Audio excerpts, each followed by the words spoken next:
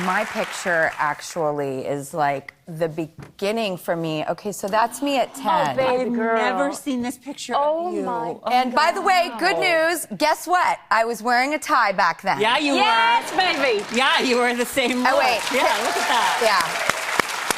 So I am's who I am. This is not a gimmick. I've always preferred dressing in men's clothing.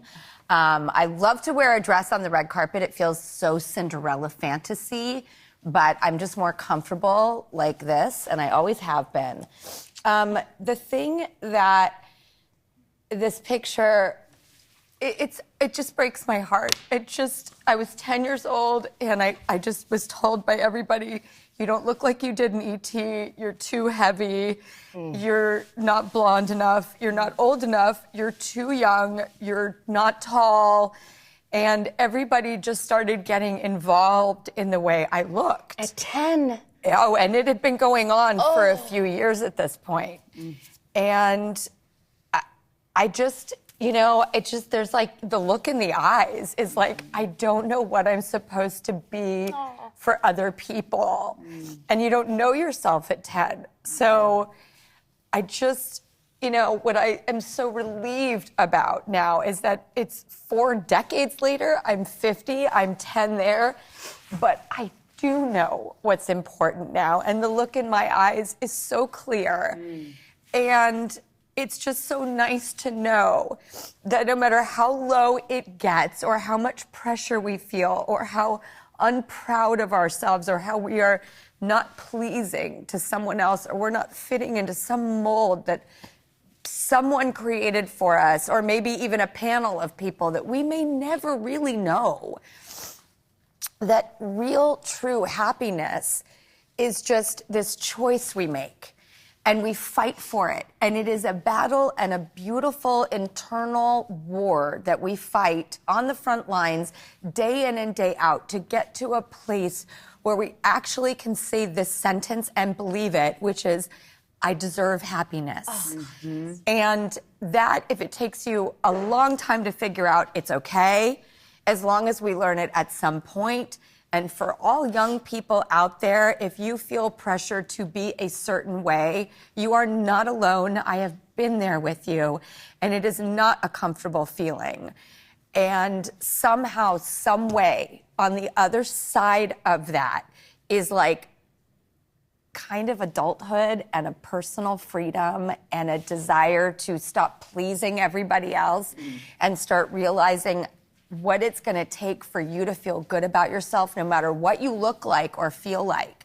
And I will say this, everyone's going to go through a physical, spiritual identity crisis, maybe even a few times throughout your life. Yes. But it's going to hit you at some point. And I'm really glad that I got it out of the way early. It crept up again at 40. I thought I had seen everything. Did it? Yes, but I pulled myself out of that one too. And the person you have to rely on is yourself.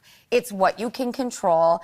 And it's actually, no matter where you are and what anyone says or does to you, you have, I didn't know this then, and I can see it in her eyes, but I know it now. You don't have to take it in. You have an absolute boundary that you can lay down and say, you are not allowed to eat away at my happiness. Only I get to do that. So, sorry, but I'm no longer like anyone else's. I'm just mine and me. And at whatever point I got to realize that, and it wasn't that long ago, really. It did take 4 decades since this moment, but that girl is okay. And it's so scary when you don't know if you're going to be okay. And again, that will crop up several times in your life. But it will be if you have the ability to rescue yourself. So I'm really glad that I look at that now, and I am not broken anymore. And if you break, you will fix yourself. Absolutely. Yeah. Everyone is deserving of that happiness. And that's also, I think, my favorite thing is that I never responded to like, you got to take care of number one and you got to be selfish and you got to put yourself in front of others. That never really inspired me. But to believe that you can become a whole human being and advocate for others to do so and be a part of that journey for them you can not only rescue yourself, but you still have a lot of room to help rescue other people for them to rescue themselves. So it's circular, it's giving, it's owning, and it's maybe, I dare say, healthy. Yeah. And how fun. I think, I love doing this with you guys because I know them so well, but then it gets such insight into each of you. I think if you're watching this at all, maybe starting the new year with your family, find pictures like this and talk about it with the people you love because, hello, you learn things you never knew before. And I promise you, you will do nothing but harness the pain they felt and understand them better. Yeah. And empathize with the fact that we carry things around for not just years, decades. Mm-hmm. And you don't have to carry it around anymore. Eventually, you can put down that bag and free yourself up and be there for you and others all at the same time. And to watch you two have to be in pain, I know it's just a part of life, but it kills me because I would rescue you guys every second of the day, and you rescue me right back. When I'm looking at that picture of you at 10, I think, God, I wish I could sit at the cafeteria table with you. You know what I mean? Yes. I wish I knew you then. Yeah. I really wish, but I'm so glad I know you now. I was fun, by the way. I can tell. She seemed sad. I was a good time. you were fun.